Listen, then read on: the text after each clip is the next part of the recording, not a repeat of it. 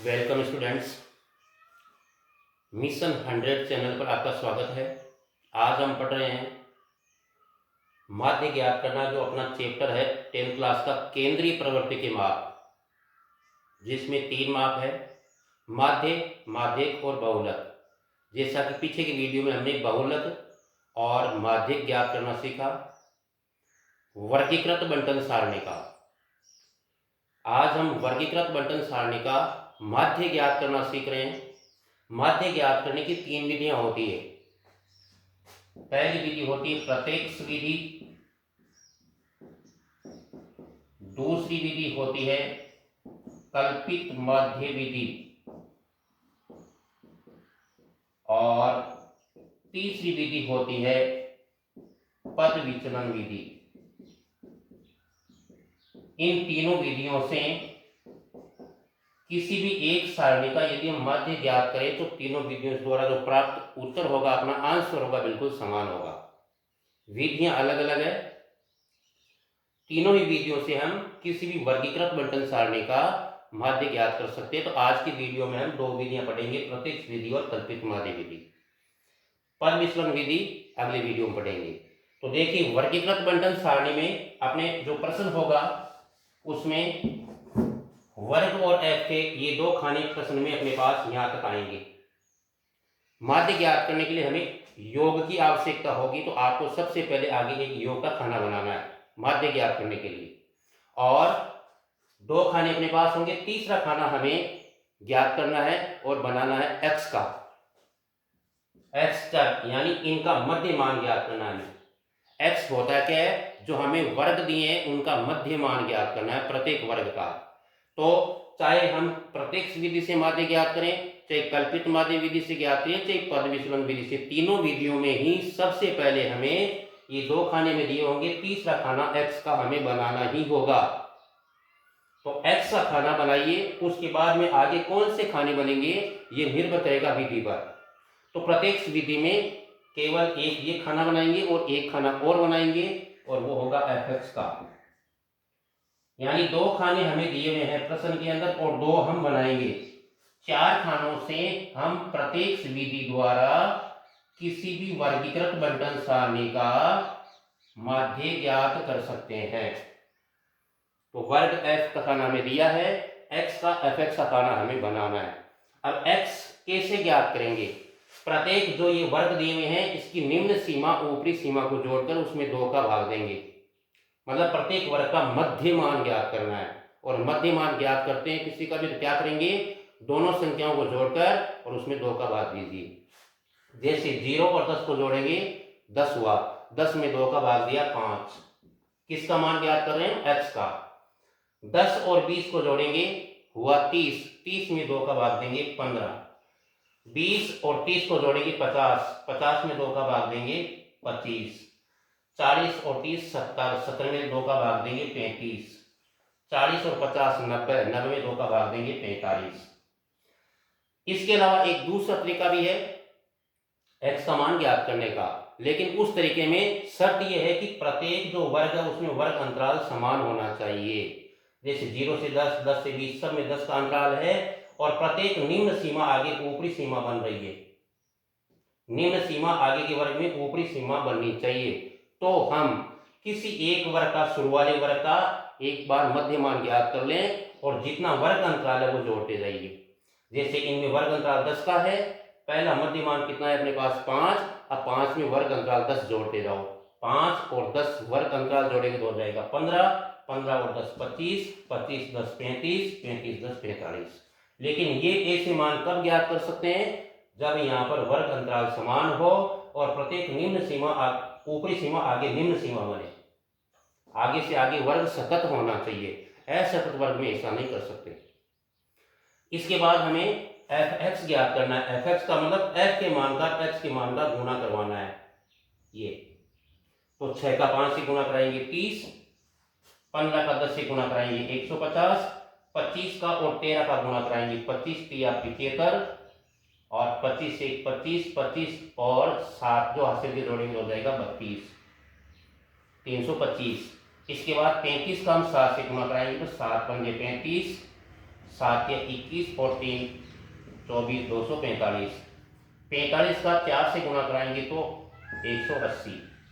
इस प्रकार से सबसे पहले x ज्ञात करेंगे। x ज्ञात करने के बाद fx ज्ञात करना है, f का f से गुणा कराना है। इनका गुणा कराने के बाद जो प्रत्यक्ष विधि का अपना सूत्र होता है माध्य ज्ञात करने का, माध्य को प्रतीक चिन्ह x बार द्वारा अंकित किया जाता है। या तो माध्य बराबर लिखिए या x बार बराबर लिखिए, एक ही बात है। माध्य बराबर सिग्मा fx बटे सिग्मा f। सिग्मा का अर्थ होता है योग, fx का योग, ये जो fx आया गुणा करने पर इन सब का हम योग करेंगे यहां पर जो योग का खाना बनाया है। और उसके बाद सिग्मा f, ये जो अपने पास f है बारंबार इन सब का योग करेंगे। तो जैसे इनका योग कर देंगे तो योग करने पर 10 और 6 16, 16 और 13 को जोड़ेंगे हो जाएगा 29, 29 और 7 को जोड़ेंगे हो जाएगा 36 और 4 हो जाएगा 40। ये होगा f का योग। इस प्रकार fx का योग करेंगे तो इन सारी संख्याओं का योग यहाँ प्राप्त कर लेंगे जो भी मान आएगा। फिर fx का जो योग हमें यहाँ प्राप्त होता है उस fx के योग में f के योग का भाग देंगे 40 का। यहाँ पर जो योग प्राप्त होता है ये कैलकुलेशन आप कर सकते हैं, आपको तरीका ध्यान रखना और कैलकुलेशन में मिस्टेक नहीं होनी चाहिए। तो f का x से गुणा कराने के बाद जो fx प्राप्त हुआ उस fx का योग कर लीजिए और f का योग कर लीजिए। सिग्मा fx बटे सिग्मा f का सूत्र है प्रत्यक्ष विधि द्वारा माध्य ज्ञात करना। सिग्मा fx योग में सिग्मा f के योग का भाग देना है और पॉइंट के बाद में 3 अंक ज्ञात करना है, जैसा कि मैंने आपको बहुलक और माध्यिक में सिखाया था। पॉइंट के बाद में तीसरा अंक, पॉइंट के बाद वाली संख्या में तीसरा अंक 5 या 5 से ज्यादा हो तो दूसरे अंक को 1 बढ़ाना है और तीसरा अंक 5 से कम हो तो दूसरे अंक को बढ़ाना नहीं है। पॉइंट के बाद में 2 अंक रखना है, तीसरे अंक को हटाना है। इसके बाद इसकी अगली बिल्कुल सिंपल विधि है ये प्रत्यक्ष विधि जो आप 9th क्लास में भी पढ़ चुके हैं। दूसरी विधि पढ़ते हैं हम कल्पित माध्य विधि से माध्य ज्ञात करना।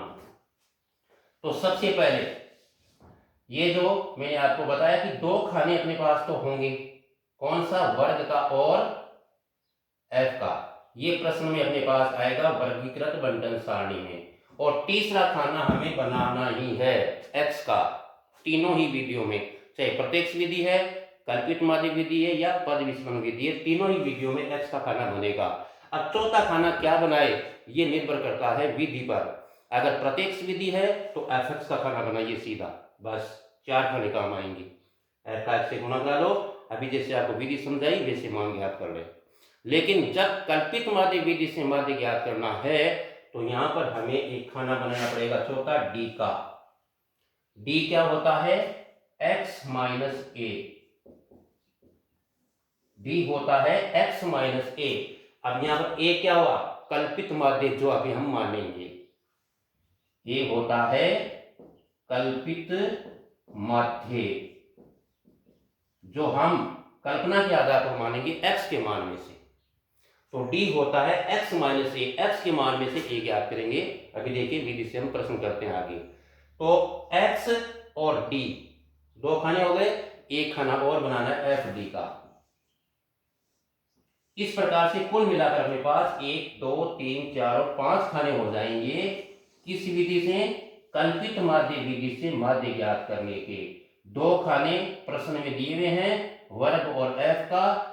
तीसरा बनाना है हमें x का जो निश्चित तीनों विधियों में, प्रत्यक्ष विधि में यहाँ f d आ जाएगा, कल्पित माध्य विधि में d आ गया और उसके बाद में f d का। तो कुल 5 खाने होंगे, अलग अलग तरीके में अलग अलग विधि में खानों का ध्यान रखें। अब x के जो मान है इन मानों में से हमें कोई भी एक मान नियमानुसार कल्पित माध्य मानना है। तो कैसे मानेंगे, जैसे कि अपने पास मान है 1 2 3 4 5, 5 में से 2 मान इधर छोड़ दे, 2 मान आगे छोड़ दिए, मध्य में एक मान बच गया 25। इसको हम कल्पित माध्य मान लेंगे 1। यानी इस प्रश्न में एक कल्पित माध्य कितना हो गया 25।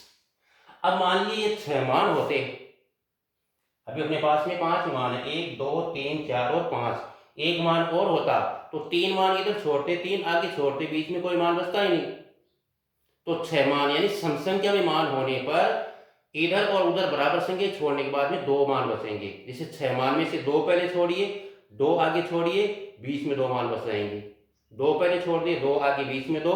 उन दोनों में से पहले इधर वाला मान, सारणी के इधर से इधर वाला मान है वो कल्पित माध्य मानना है। मान लीजिए 8 मान अपने पास, तो 3 पहले छोड़िए, 3 आगे छोड़िए, बीच में 2 बचे, उनमें से इधर से पहला मान उसको कल्पित माध्य मानना है। और विषम संख्या में है इनकी संख्या, तो बराबर बराबर छोड़ने के बाद बीच में 1 बच जाएगा। जैसे 7 है तो 3 पहले छोड़ दिए, 3 बाद में छोड़ दिए, बीच में 1 बच गया।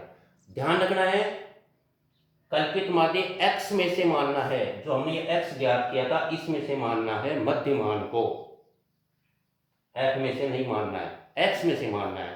तो अपना a का मान क्या हो गया कल्पित माध्य का 25। अब देखिए आगे d का मान कैसे ज्ञात करेंगे। हमें x में से a को घटाना है। देखिए x का मान यहाँ पर कितना है 5, इस 5 में से 25 को घटाना है। तो 5 में से 25 घटाएंगे तो 5 कम है 25 ज्यादा है। हालांकि 25 में से 5 घटाओगे 20 बचेगा, लेकिन माइनस का बचेगा। 5 में से 25 घटाना है तो माइनस का 20। 15 में से x के मान में से a घटाना है, d होता है x माइनस a, x के मानों में से a घटाना है। तो 15 में से 25 घटाएंगे तो 10 बचेंगे, लेकिन किसके बचेंगे माइनस के। फिर x का मान तीसरा कौन सा अपने पास 25, 25 में से 25 घटाओगे तो शेष बचेगा 0। अब x में से a घटाना, तो x अब बड़ा हो गया, देखिए 35, 35 में से 25 घटाएंगे 10 बचेगा प्लस का, और 45 में से 25 घटाओगे तो 20 बचेगी प्लस का। तो सदैव ध्यान रखिए कल्पित माध्य की जो ये अपना तरीका है, इसके अंदर माध्य ज्ञात करने में सदैव जो हमने कल्पित माध्य माना उसके पीछे वाले मान सदैव माइनस ही बचेंगे। हमें घटाना है, इसमें से घटाने के बाद ये पीछे वाले मान माइनस ही बचेंगे, और कल्पित माध्य की स्थिति में यहाँ पर 0 ही बचेगा, क्योंकि इसमें से यही घटाएंगे। तो पीछे वाले मान सदैव माइनस बचेंगे, यहाँ पर 0 बचेगा, आगे वाले प्लस बचेंगे। ये हर प्रश्न में ऐसा ही होगा। इसके बाद हमें ज्ञात करना है एफ डी। ये जो एफ है अपना, एफ का मान इसको डी से गुणा करवाना है। अभी जो हमने ज्ञात किया इनका एफ का डी से गुणा, तो जैसे एफ का डी से गुणा करें, -20 का 6 से गुणा 120, माइनस का 10 का 10 से गुणा 100, 13 का 0 से गुणा 0, 10 का 7 से गुणा 70, 20 का 4 से गुणा 80, और एक हमें एफ डी का योग ज्ञात करना है यहाँ पर, और एक योग ज्ञात करना है एफ का। ये 2 योग ज्ञात करने हैं। इन दोनों खानों में योग की आवश्यकता नहीं है, एक्स टी और डी का योग करने की आवश्यकता नहीं है, क्योंकि कल्पित माध्य से माध्य ज्ञात करने का सूत्र क्या होता है, माध्य बराबर ए प्लस सिग्मा एफ डी बटे सिग्मा एफ। यह है कल्पित माध्य से विधि से माध्य ज्ञात करने का सूत्र। तो यहाँ पर देखिए योग करते हैं हम। यहाँ पर अपने पास में ये माइनस के मान आए हुए हैं, माइनस का 120 और माइनस का 100। माइनस के कितने हो गए दोनों जुड़कर 220, माइनस का 120 माइनस का 100 दोनों को जोड़ा माइनस के 220, प्लस के कितने हो गए 70, 80, 150। अब 150 से प्लस का 220 है माइनस का, घटाएंगे तो शेष पर 70 बचेगा। किसका बचेगा माइनस का, क्योंकि माइनस का ज्यादा 220। तो योगफल माइनस का आ गया यहाँ पर 70। अब मान लीजिए यहाँ योगफल प्लस का होता ज्यादा और माइनस का होता कम, तो शेषफल यहाँ प्लस का बच जाता, तो यहाँ प्लस भी आ जाएगा। तो निर्भर करता है कि यहाँ योगफल प्लस का आएगा या माइनस का आएगा, वो निर्भर करता है कि प्लस की संख्याओं का योग ज्यादा है या माइनस की संख्याओं का योग ज्यादा है। उन दोनों को घटा लीजिए, प्लस की संख्याओं का योग ज्यादा तो प्लस का आ जाएगा योग, माइनस की संख्याओं का योग ज्यादा तो माइनस का आ जाएगा। अब देखिए पहले एफ का योग अपना किया वही 40, सूत्र में मान लगाएं। तो ए के स्थान पर कल्पित माध्य कितना माना था हमने 25, A plus 25 plus sigma F D का योग कितना आया -70, और बटे में सिग्मा एफ का योग कितना है 40। अब देखिए यदि योग प्लस का होता तो ये चिन्ह प्लस का ही रहता और प्लस में हल करते, लेकिन ये योग यदि माइनस का आ गया तो इस प्लस का माइनस का चिन्ह विपरीत चिन्ह का गुणनफल यहाँ माइनस बन जाएगा। तो इसे हल करेंगे आगे 25/1 और ये चिन्ह प्लस और माइनस का गुणा होकर यहाँ माइनस बनेगा और 70/40। अब यहाँ पर काटना चाहे तो हम 0 को काट सकते हैं, छोटी संख्या बन जाएगी, तो ये अपने पास 7/4 ही हो गया। और संख्या नहीं करती कोई प्रश्न के अंदर तो ले से लेकर हल करें। आगे जैसे ल से लेंगे, ल से 4 आएगा, 0 हमने काट दिया। 4 ल से लेने के बाद a का भाग 4 में 4 बार जाएगा, 4 का 25 से गुणा करेंगे तो आ जाएगा 100, माइनस 4 का भाग 4 में 1 बार जाएगा, a का 7 से गुणा करेंगे तो 7। अब शेष पर क्या बच गया, 100 में से यदि हम 7 घटाएं बच गए 93, और 93 में 4 का भाग देंगे तो देखिए 4 का भाग दे 93 में, 4 2 8, शेष बच गया 1 3, 4 का भाग देंगे 13 में, 4 3 12 2 बार, ऐसे 3 बार, और शेष बच गया 1.0, 4 2 8, शेष बच गया 2 0, 4 पंजे 20, तो मान आ गया 23.25। पूरा पूरा भाग जा रहा है। अगर पूरा भाग नहीं जाए, तीसरा अंक आए और तो तीसरा अंक ज्ञात करने के बाद तीसरा अंक 5 या 5 से ज्यादा हो तो उसको छोड़कर दूसरे अंक को 1 बढ़ा दीजिए, और तीसरा अंक यदि 5 से कम हो तो तीसरे अंक को छोड़कर दूसरे अंक को बढ़ाना नहीं है, जितना ही रखना है। इस प्रकार कल्पित माध्य विधि से हम माध्य ज्ञात कर सकते हैं। और सदैव ध्यान रखिए आप, माध्य ज्ञात करने की 3 विधियों में प्रत्यक्ष, कल्पित माध्य विधि और पद विचलन विधि। पीछे के सालों में बोर्ड एग्जाम में देखिए आप, अधिकतर माध्य का प्रश्न कल्पित माध्य विधि का ही पूछा गया है। तो तीनों विधियों में सबसे ज्यादा इंपॉर्टेंट विधि आपके लिए ये कल्पित माध्य विधि। इस विधि का सही उपयोग ध्यान रखें, किस प्रकार से खाने बनाने हैं, किस प्रकार से मान ज्ञात करना है, और सूत्र को सही याद रखें, सूत्र मान लगाइए और हल कीजिए। Okay, thanks. आगे वाले जो वीडियो है उसके अंदर हम इसकी आगे की विधि पद विचलन विधि पढ़ेंगे। तब तक आप प्रत्यक्ष विधि और विशेष रूप से कल्पित माध्य विधि की अच्छी तैयारी करें, सही तरीके के अनुसार। Okay, thanks.